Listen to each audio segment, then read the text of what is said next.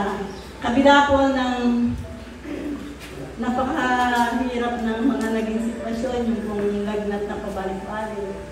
Ako po yung nagpapasalamat na ako po yung manghihilot ay hindi po ako nahahawa sa kanila. Amen. In Jesus' name. Ako po yung nagpapasalamat din sa naging karanasan ko po kahapon. Nagkaroon kami ng banding-banding ng aking mga anak sa baile. Amen. Sa aking mga apo. Sindiyan naman, hindi ko may paliwanag kung gaano kagaya. Talagang sa tagal-tagal, simula nung maghiwalay kami ng tatay nila 1986, kahapon lang kami talaga nagkaroon ng ipon-ipon kami na ang pinagkakaguluhan lang naman namin yung project ni Pino.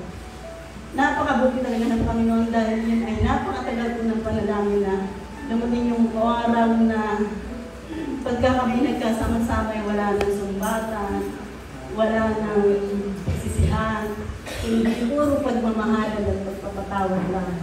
Napakabuti ng Panginoon sa buhay ko kasi talagang yung mga prayer, yung mga prayer request ko, unti-unti talaga na lumilinaw.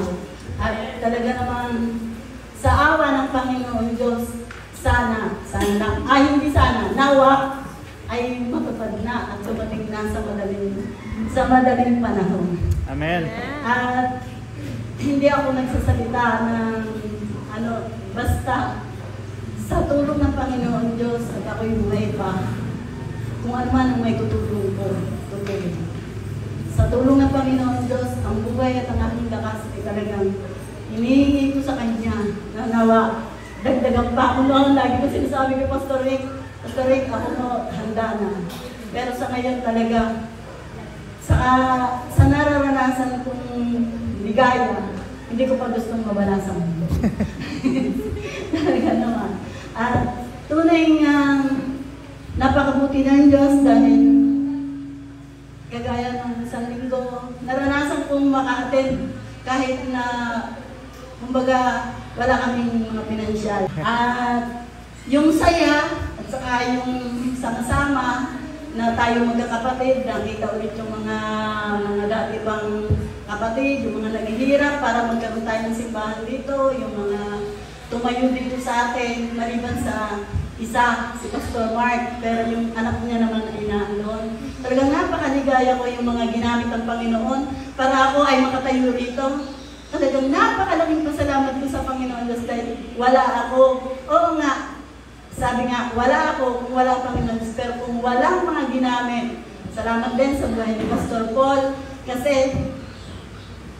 siya yung pastor na talagang isa sa nagpapalakas sa akin kasi ito siya yung pastor na hindi siya bias, walang kinakampihan.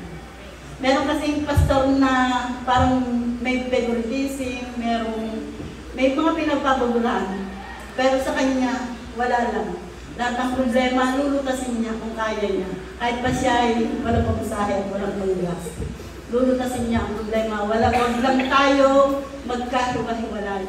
Talagang ganyan na tayo kamagad. Si Sister Jen, ganun din. Kaya, isa sila sa pinagpapasalamat ko sa Panginoon Diyos. At ang panalangin ko, makapagpatuloy pa. At marami pang mga kapitbahay natin dyan kung saan sa pang lugar dito sa atin na makasama natin sa bahay-sambahan. Amen. Maraming salamat. Amen.